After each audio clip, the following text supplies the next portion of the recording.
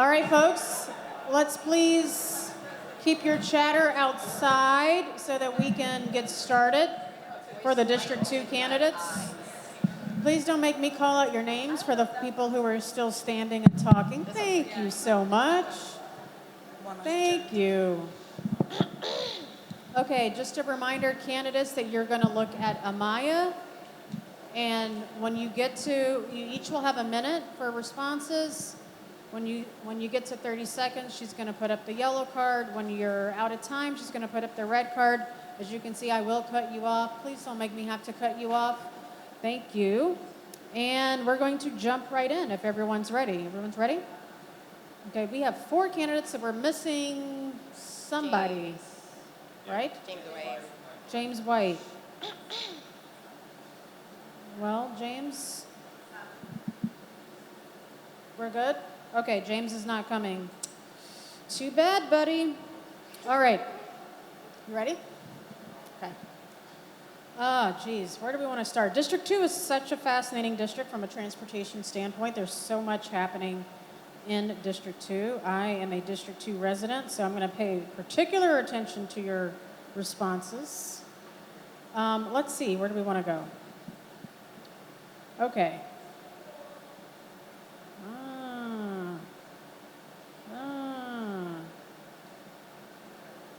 All right, I'm going to blend a topic that we write about with a topic that we're discussing tonight. Housing affordability and transportation. District 2 has a number of MARTA stations in the district.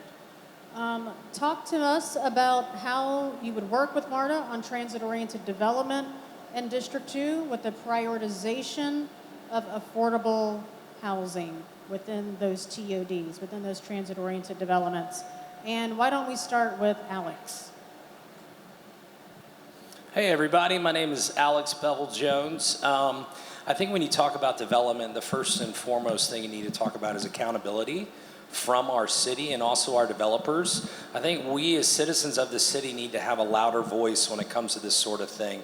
When you talk about MARTA, my family's been in Atlanta for 150 years. I've taken MARTA more times than I can count, and I've seen every pitfall that this city has tried to do to improve transportation in this city. When it comes to this, we're talking about smart development. We're talking about every development moving forward, having transit in mind, and also the folks that are going to rely on that transit. We have to have more affordable housing in all development moving forward, and especially have transportation a part of that plan. And then why don't we go to your left? So Courtney's not last. Thanks. Is your question, how would we approach it? I mean, is it just general? Okay. Yeah, as a council member, you have an opportunity to work with MARTA on issues that you care about, transit-oriented development being one of them. What would you be advocating for? Well, so District 2 is unique in the sense that we already have a number of MARTA stations, a pretty robust bus network, and the largest bike network in the city. We already have density that is surrounding many of those stations. I think continuing to expand density where it's already comfortable and easily invited is something we could do without a lot of resistance.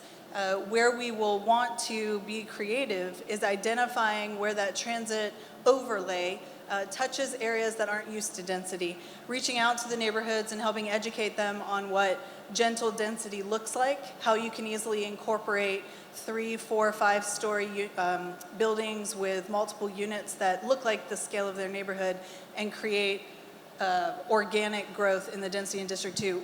We have a lot of density that's transit-oriented. I would continue it. Okay. Hi, everyone. Whoa, is that loud for y'all? Okay.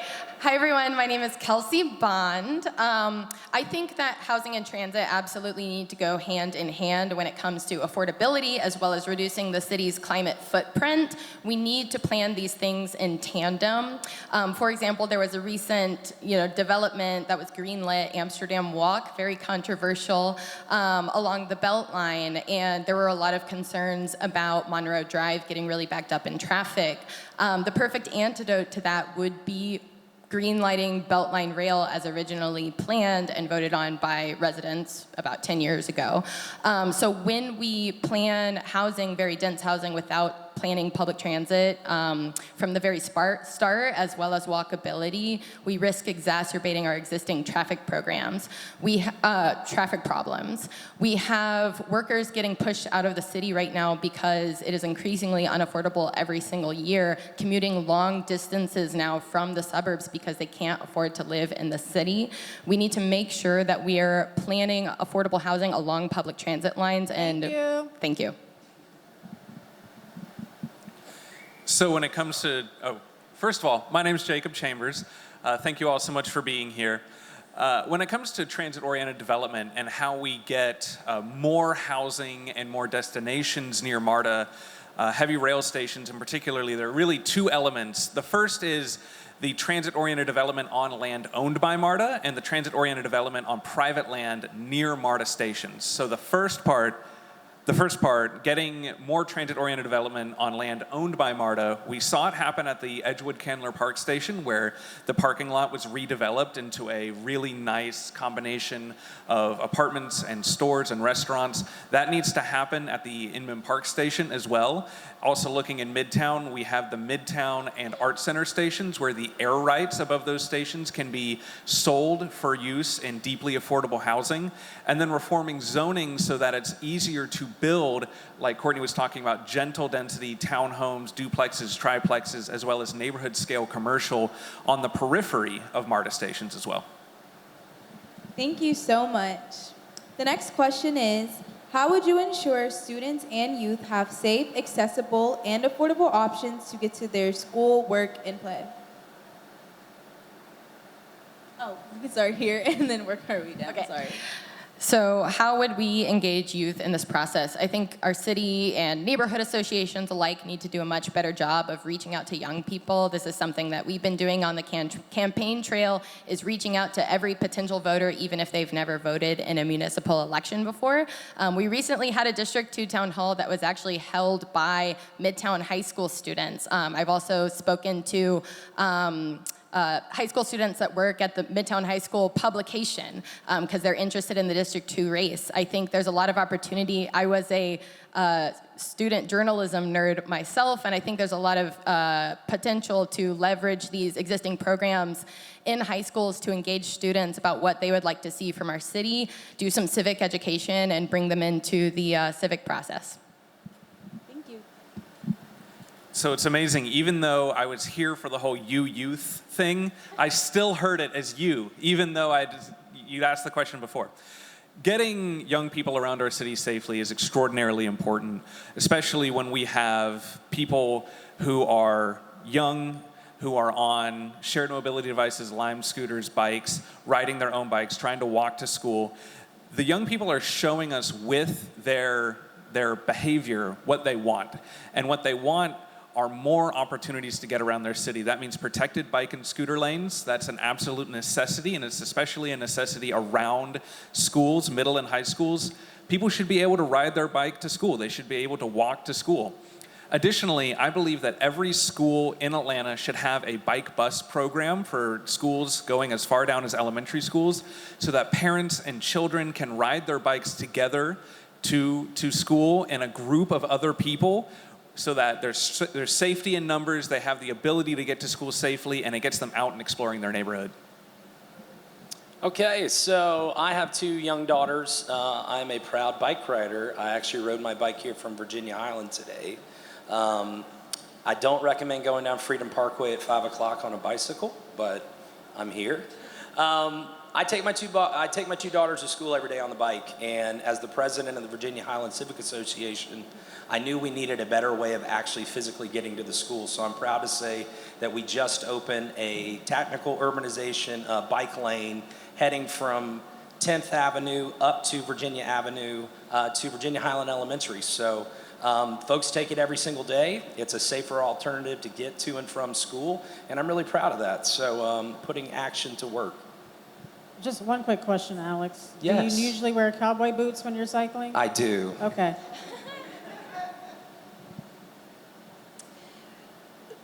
So getting to school safely goes back to the question that you just asked a minute ago, which was about transit-oriented design and housing. If you can live within a walk shed of getting to school, we need to be focused on sidewalks and bike lanes. If you are depending on APS bus system or MARTA to get to school, I think we need to focus on making sure that it is clean and safe, and the young youth's parents and families feel confident putting them on MARTA. Woodward does it, but they have a dedicated train car in the front with a chaperone. If we're hoping for students to use MARTA, I think we really do need to understand and prioritize safety so their families are comfortable with them using it more prolifically. I would also say that tactical urbanism projects, which is what Alex was referring to, that bike lane that M&A designed and did in partnership with Virginia Highlands Civic Association. We've done a number of tactical urbanism projects, and those can be led by the community. Very specifically, the students could lead and design a project that can be funded by the community, and I've committed as District 2 council member to match funding raised by communities to advance those projects more frequently. You must have had my card here. This was literally the question about tactical urbanism. So if you want to expound on this, you can. Everyone answered that question, right? Okay, if you want to expound on this, Courtney, you can. If not, we'll just have everyone else address it, okay? So District 2, to your point, has really leaned in on tactical urbanism. So 10th Street bike lane pop up as an example. How would you as a council member, other than matching funds, which is a great thing to mention, lower the barrier to entry for community-led tactical urbanism projects? So in my experience, almost all tactical urbanism projects are community-led. The definition of community being different depending on the genesis of your project. But Midtown has definitely led the way in tactical urbanism projects. I'm very proud of that. I've been on the board and/or president of the neighborhood association when we did them. Not only was the 10th Street pop-up, which was an extension of the bike lane, a TU project, but the Greenwood crossing at Monroe, where we have multiple lanes merging at one time, is incredibly dangerous for pedestrians and Midtown High School students. And we also led, not through TU, but an enhancement of the 10th Street bike lane with the cement barriers, which is a $500,000 project, community-led. So I have experience to help the communities manage their way through that permit process, which is approved by ATL DOT. But the projects are generally $15,000 or less. So within the wheelhouse, especially with matching funds from my office, to do them frequently, 2, maybe 3 a year in each neighborhood. Alex? Yeah, so throughout this entire process, we get to talk to a lot of people, and I think the number one theme that I've experienced with talking to voters is accountability and ultimately transparency. And when it comes to this sort of thing, we have to be exactly that. And ultimately, neighborhoods want to have a voice. Citizens want to have a voice on city council, and that's going to be our job, is to represent the folks from within our community. So I think when you talk about tactical urbanism, it ultimately needs to come from the individuals within the community. They know what's best for their community. They know where their tax dollars should be spent. And quite frankly, I don't think we have a loud enough voice. So as the president of the Civic Association of Virginia Highland, I know firsthand what it is to work with the city and ultimately be the voice of that community, for good or bad. Folks don't necessarily like to tell you what a good job you're doing, but it's an amazing opportunity for our communities here to really get a voice and get active in this sort of thing. So when it comes to lowering the barrier of entry into tactical urbanism, I bet every single resident of every single district in this city has an idea of something that they would like to change about the street that they live on. I've actually been to a lot of I think they call them tactical urbanism workshops that the ATL DOT has held in District 2 and in different places, and time again, people would show up and they'd be like, okay, I'm ready to, I want to put a bulb out at this intersection. And the people would say, well, we're really here, mostly to talk about like the process of filling out the paperwork. And there's just a lot of red tape that gets in the way. And then people were also surprised to hear that they had to pay for it themselves.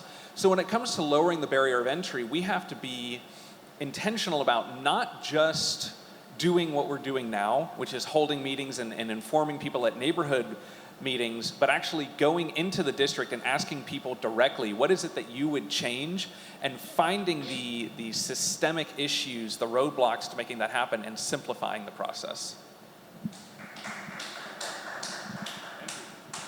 Right? So when you talk to voters on a campaign, almost every single voter has something they want to point to on their street that they want to fix, whether it's a speed bump, whether it's a crosswalk that's too slow. I spoke with some senior residents on Boulevard who are very concerned about safety crossing the street because there's not enough time for senior residents with a walker to get back and forth across Boulevard with racing cars, and they wanted something as simple as a senior crossing sign. This has to be something that's incredibly simple and cheap to just prop up and advise drivers to use a little more caution to prevent fatalities. And to what others have spoken to, people know what they want to see change. I think we need to experiment with methods like participatory budgeting and make it more accessible for voters to actually pitch ideas to the city. We also need to go out into the communities and educate voters on how they can impact change and propose projects and remove a lot of that red tape that currently exists, because most of them don't understand which city department they would have to go to, how to navigate the bureaucracy. Thank you so much. The next question is, most traffic fatalities are preventable and have impacted Black and brown communities disproportionately. The current Atlanta City Council set the goal of eliminating traffic fatalities by 2040. As a council member, what specific actions will you take to ensure the city meets its goals? And we can start with Jacob and then we can work our way down. Yeah, so this is a massive, massive question. I think that 2040, frankly, is far too late for us to reach Vision Zero. We need Vision Zero now.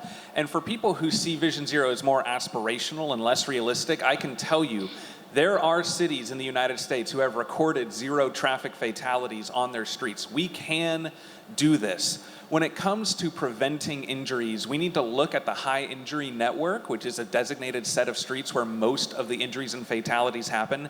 And it's absolutely true that the high injury network overlays very strongly with Black neighborhoods. And those people are suffering because of the fact that particularly in those neighborhoods, we are prioritizing vehicular traffic and speed over human safety. It all comes down to street design. When streets are designed where cars feel safe driving quickly, they will drive quickly. We can narrow lanes, we can add protected bike features, we can add safer sidewalks and raised crosswalks. All of that will ensure that we reach Vision Zero, not by 2040, but as soon as humanly possible. Thank you.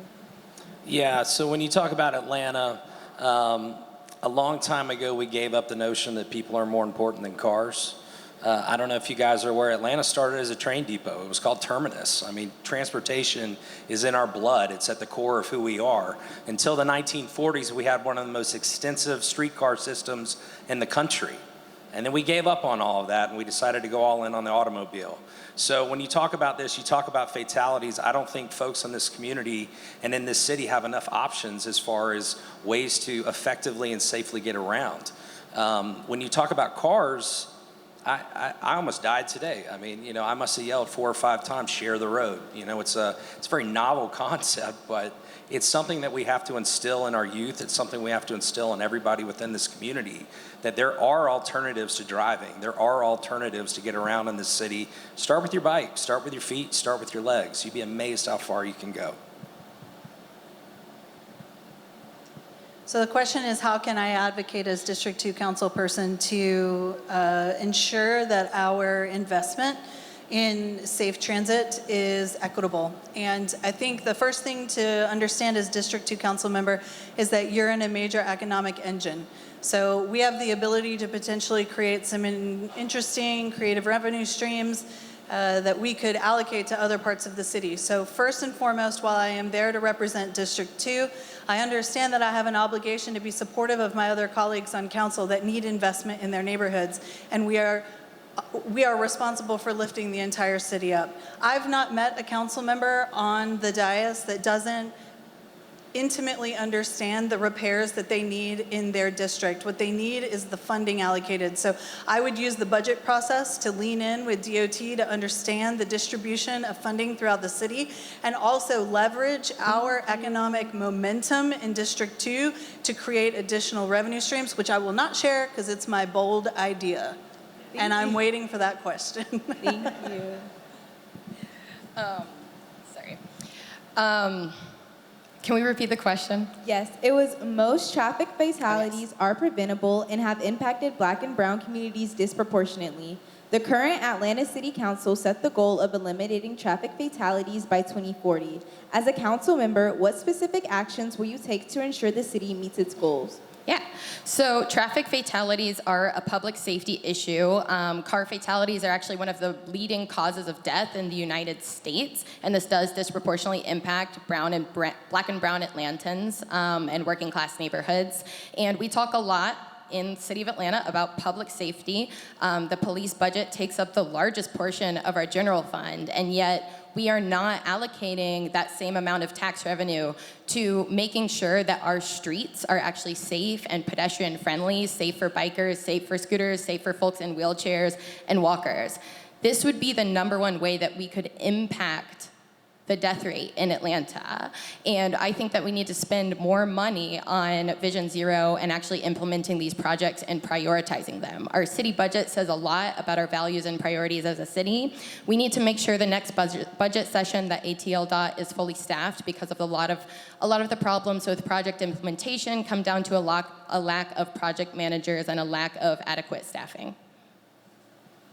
Thank you. In District 2, it has historically been a very strong council person when you think about their role on the city council.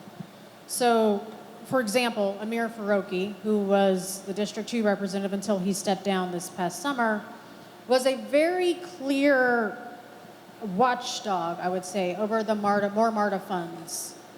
What do you see as your role as a council member in making sure that the more MARTA funds are being used in a timely, efficient manner? And why don't we start with Jacob? I started the last one, but I'll go again. I mean, Yeah. you want to set the example? I always want to set the example, yes. So Councilmember Faroqi did a great thing by leading the charge for auditing and overseeing the More MARTA Fund. As council member, I would continue that pressure to make sure that the More MARTA Fund is being spent on actual capital improvements and not being used to backfill operations funding. The point of the More MARTA Fund and the More MARTA tax was to expand physical infrastructure in the city of Atlanta, meaning light rail on the Beltline, light rail across the city, Campbellton Road, which is now going to be BRT, as well as other rapid transit enhancements. That needs to happen. The second part of this is that we need representatives on the MARTA board who are ready to fight for Atlanta. Right now, we have an interim CEO. There's going to be a process to choose a permanent CEO. We need board members who are only going to vote for a CEO and only going to vote for projects that are in the best interest of the city of Atlanta, and who are ready to go to work every single day at that board and get things done for our city. Thank you. And then why don't we go to Courtney? We'll change it up a little bit. Okay. You okay with that? You seem ready. Okay. Councilman Faroqi did an excellent job of holding departments accountable, not just in Transportation Committee, but also in Public Safety and Legal Administration. I would certainly continue to carry that torch. I have 2 committees that are of high interest to me. If elected, I would ask to serve on Transportation. I would also ask to serve on Finance Exec.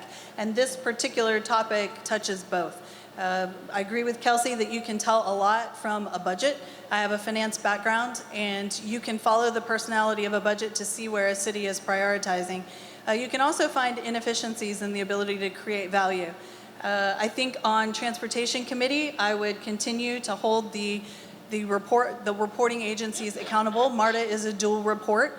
It's important that they stay consistent and provide valuable updates that actually provide detailed progress reports. I also think that we need to hold the Moving Atlanta Forward projects accountable. In District 2, we have multiple roads that are woefully out of date, overdue. All right. And then we'll go to Ding, Kelsey ding. and then end with Alex.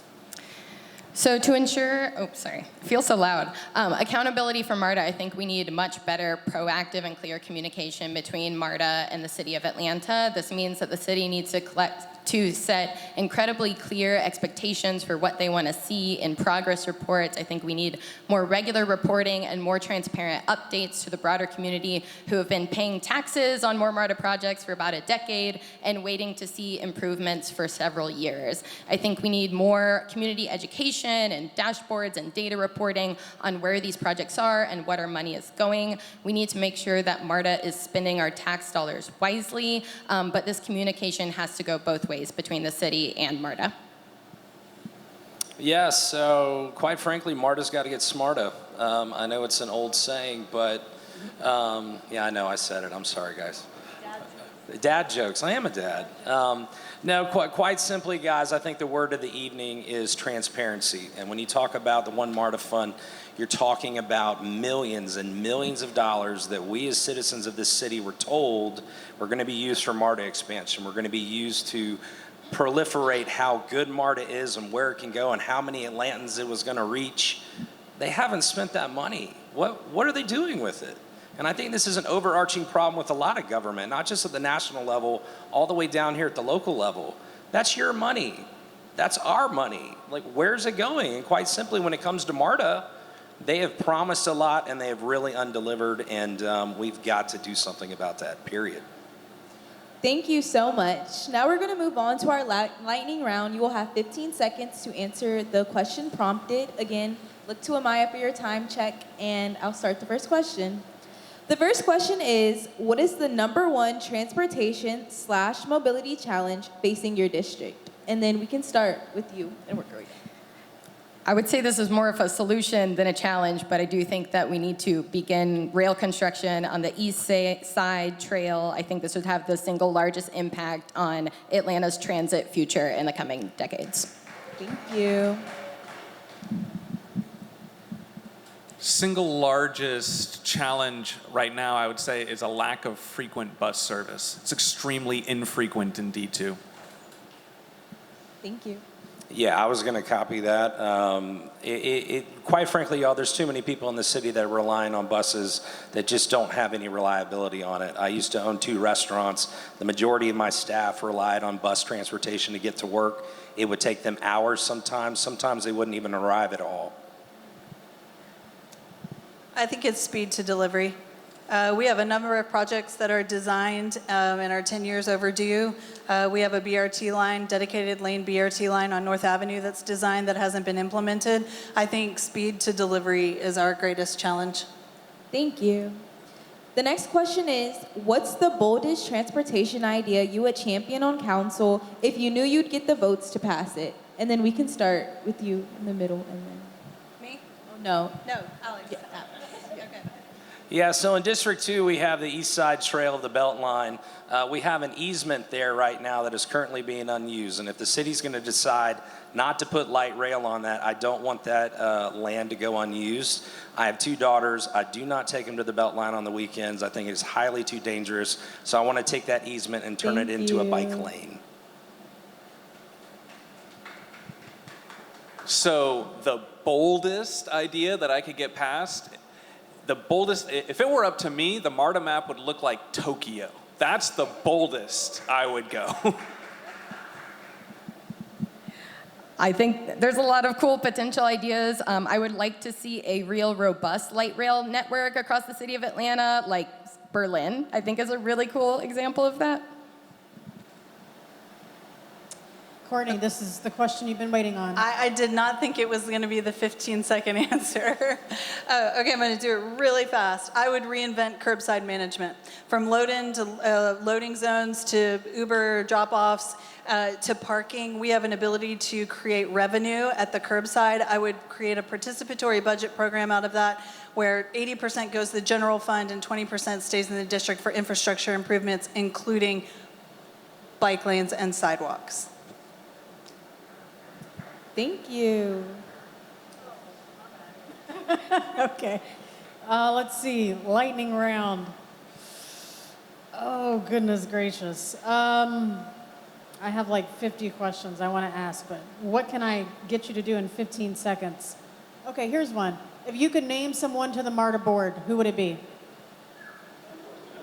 Why don't we start with Courtney?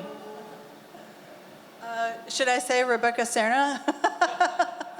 I would actually ask Councilman Faroki if he was interested. I know he has still a really strong dedication to civics, and he was a great leader when it came to transportation projects. He knows one of the most complex transportation districts in the city. I would ask him if he can carve time away from Galloway. By the way, you can't repeat what someone else said, okay? So give me a different name. Usain Bolt. If you don't know who he is, he's the fastest man ever. I know it sounds silly, but I think somebody that knows a thing or two about speed would be very much welcomed on MARTA. Did you say Usain Bolt? I did. Okay. I don't know if she would accept it, but I would nominate our current incumbent, Cardin Wyckoff. I think she'd be a really great advocate for transit and for accessibility. Did I take yours? No, no, that was a good answer though. I would say Ryan Gravel. He's a D2 resident, by the way. That's a good one. Raise your hand, and there's no wrong answer here. If the Transportation Committee is your #1 pick, if you were elected, that you would want to be on the Transportation Committee as your #1 choice. It's equal with zoning. Nope, just your #1. Okay. Can you elaborate in 15 seconds on why you'd want it to be your #1? I think that transit unlocks so much potential for other things. It intersects with housing, it intersects with affordability, and I think it's one of the single greatest issues facing our city.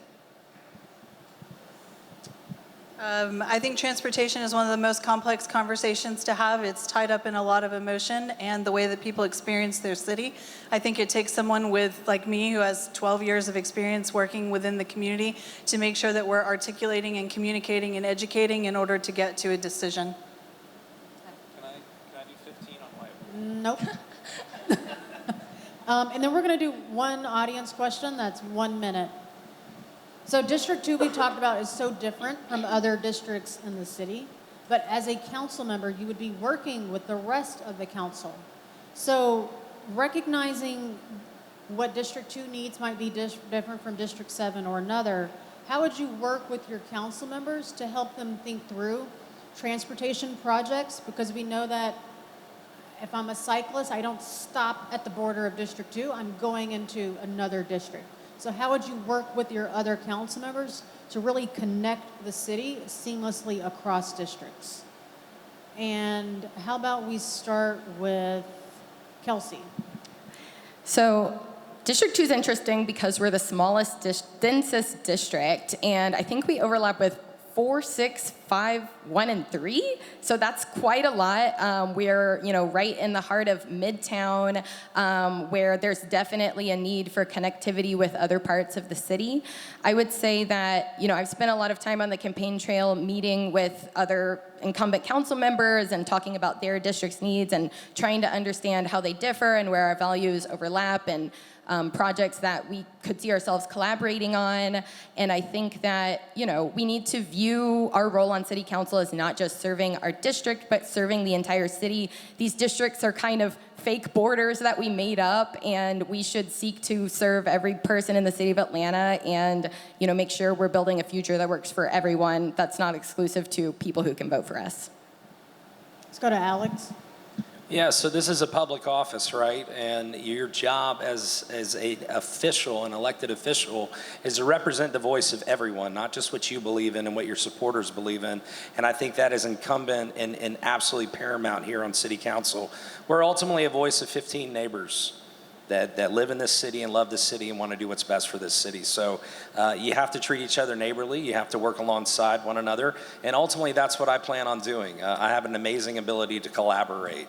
And ultimately, that's what this job entails. So folks need to have a voice. I'd love to be that voice. And I think, we all agree that, everybody on council seems to get along. I mean, nonpartisan is a very cool thing, y'all. Me or Jacob?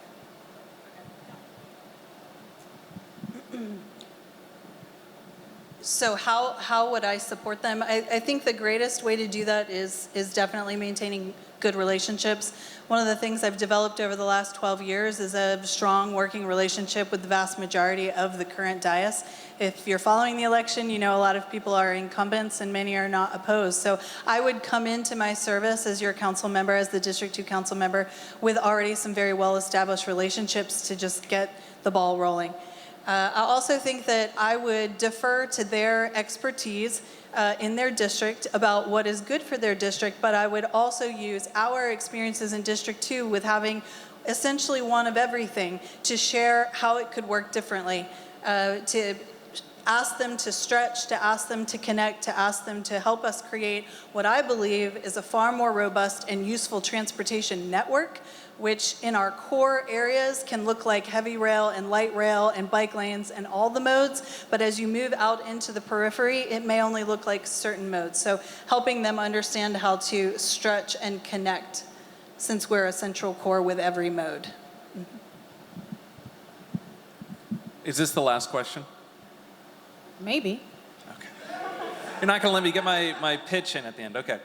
So I know that our city has spent so much money on plans and plans and plans that haven't gone anywhere. We have Atlanta Cycling 1.0, 2.0. We have the high injury network. But far too often, these projects end up becoming extraordinarily parochial because you have the champions on council who push for them in their districts. We have the regional plan. We don't need any more plans. We don't need any more studies. We need the execution. So as council member, I would go to Jason Dozier and ask him, y'all got a great protected bike lane done in downtown. What made that work? And let's get one for Midtown. I would go to Alex Wan and say, what can we do to get Virginia safer? That straddles both of our districts.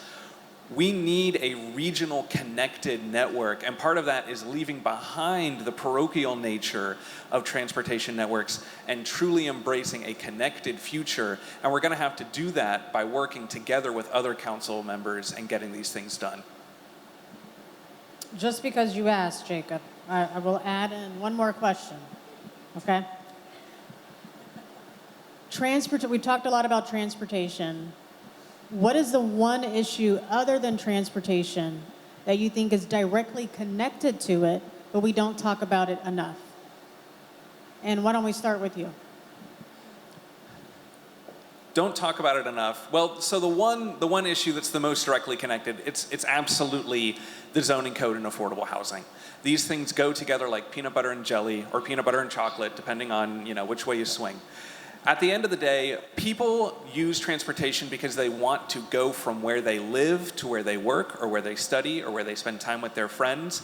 And right now, our zoning code reinforces car dependency. It's extraordinarily important for Atlanta's future that we build a city where people can get around, not just by driving, but by biking, by walking, by taking transit, and that comes down to the built environment of our city, which is fundamentally structured by where people can live and where they can go.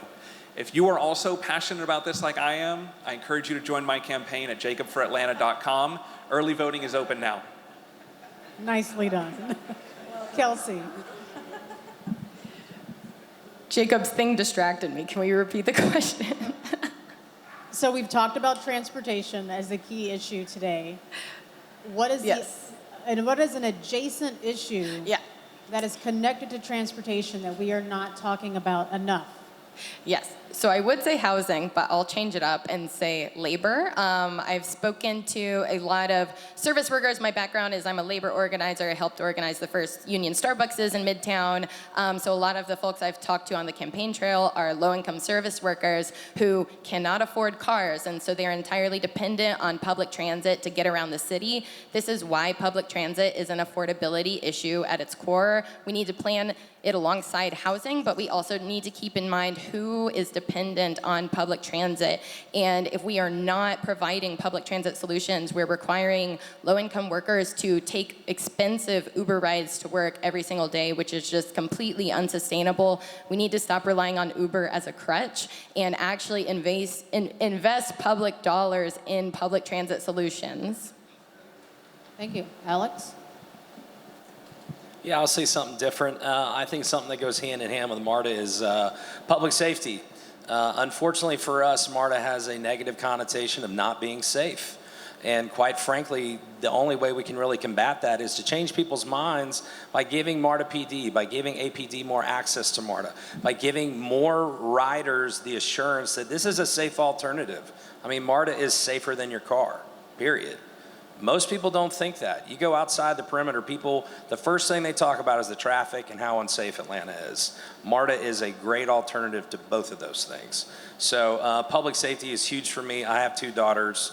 Getting them from A to B is the name of the game, y'all. So if I can do that as safely as possible and effectively as possible, I would really hope MARTA steps up to the task. Thank you. A topic that we haven't discussed tonight in the forum or any of the panels before that's related to transportation, public transit, is homelessness. And I currently chair a homeless outreach organization in Old Fourth Ward. You may know it. It's Our House. If you don't know it, check it out. I'll use my last plug for them, ourhousega.org. They do a focus on family homelessness. But the one thing I hear from every parent that moves into the shelter is that they have a hard time having reliable transit to get to work. The work sustains their funding, their ability to support their family, and that transit being easily accessible to their children's schools and where they live. We need a more robust network that has more access points, that is more useful and more valuable to our entire population. I've lived in multiple cities that had very robust transportation networks that I relied on, but I didn't have to have it. I think we're not thinking about our neighbors who are experiencing homelessness and how important a robust transportation network is into their sustained success. Thank you. Thank you so much to our District 2 City Council candidates. We're going to transition on to Post 1 now. Okay. Thank you.